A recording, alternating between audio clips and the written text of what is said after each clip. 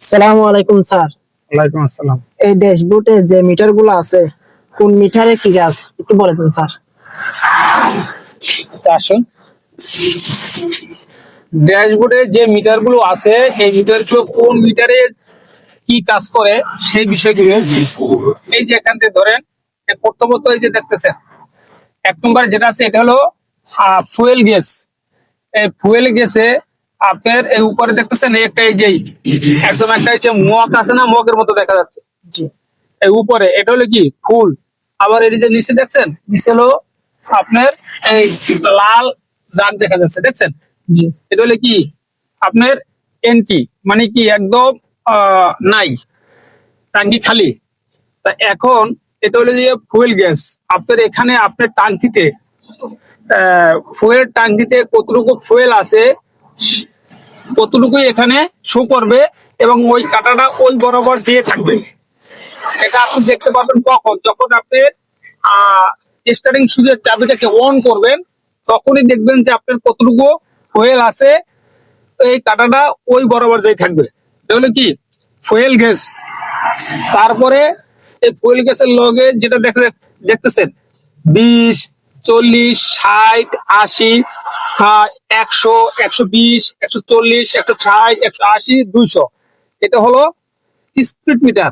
আপনি গাড়িটিকে কত স্পিডে চালাচ্ছেন ওই স্পিডটা এই যে কাঁটাটা দেখছেন এই কাঁটাটি শো করবে।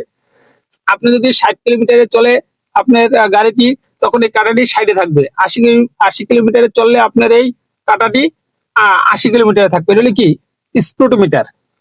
তারপরে আপনার এই যে উপরে দেখছেন এই যে লেখা আছে 141, দেখছেন? এটা হলো কি অটোমিটার। আপনার এই গাড়িটি শুরু থেকে শেষ পর্যন্ত কত কিলোমিটার চলে সম্পূর্ণ এখানে শো করবে। তারপরে এইটার নিচে আবার এই যে দেখতেছেন এই 00, একটা জিরো, একটা জিরো, একটা জিরো, 00, এই 00 এটা হলো যে টিপ মিটার। এই 00 কখন হবেন, এই দেখছেন একটা এই যে কাঠির মতো আছে, কাঠিটা যখন চাপ দেবেন তখন এটা কি হয়ে যাবে, 00 হয়ে যাবে। মানে এটাকে বলা হয় টিপ মিটার। আপনি একটি টিপে কত কিলোমিটার চালাচ্ছেন সেটা এখানে শো করবে।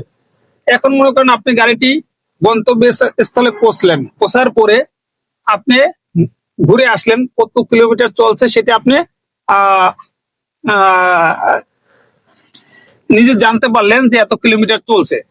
তারপরে আবার কি করলেন, শুরু করলেন, সেই ক্ষেত্রে এটাকে চাপ দেবে, চাপ দিলে এরকমের 00 হয়ে যাবে। আবার ওই ট্রিপটি ঘুরে আসলে কত কিলোমিটার হবে এটি এখানে শো করবে। আবার ওই ট্রিপ শেষ, পরবর্তীতে আর একটি ট্রিপে যাবেন, আবার এরকমে চাপ দিবেন, 00 হয়ে যাবে। তো এক ট্রিপে আপনি কত কিলোমিটার যান সেটা এখানে দেখতে পাবেন। তারপরে এইটা পরে যেটা দেখতেছেন এটা হলো টেম্পারেচার গ্যাস। আপনার টেম্পারেচার গ্যাস এটা হলো এই যে উপরে দেখছেন লাল, আবার নিচে কিন্তু সাদা। মানে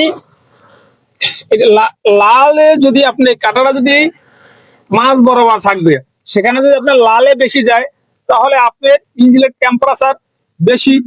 আর যদি মাঝ বরাবর থেকে যদি নিচে থাকে তাহলে আপনার ইঞ্জিনের টেম্পারেচার কম আছে। এই জন্য আপনার এই উপরে দেখছেন লাল মানে কি হিট, আর নিচে হলে কি সি কোল্ড মানে ঠান্ডা। এই জন্য আপনার এই কাঁটাটা টেম্পারেচার গেজের কাঁটাটা কোথায় থাকবে, মাঝ বরাবর থাকবে। যদি মাঝ বরাবর না থাকে, মাঝ বরাবর থেকে যদি উপরে যায় তাহলে কি ইঞ্জিনটি হিট হচ্ছে।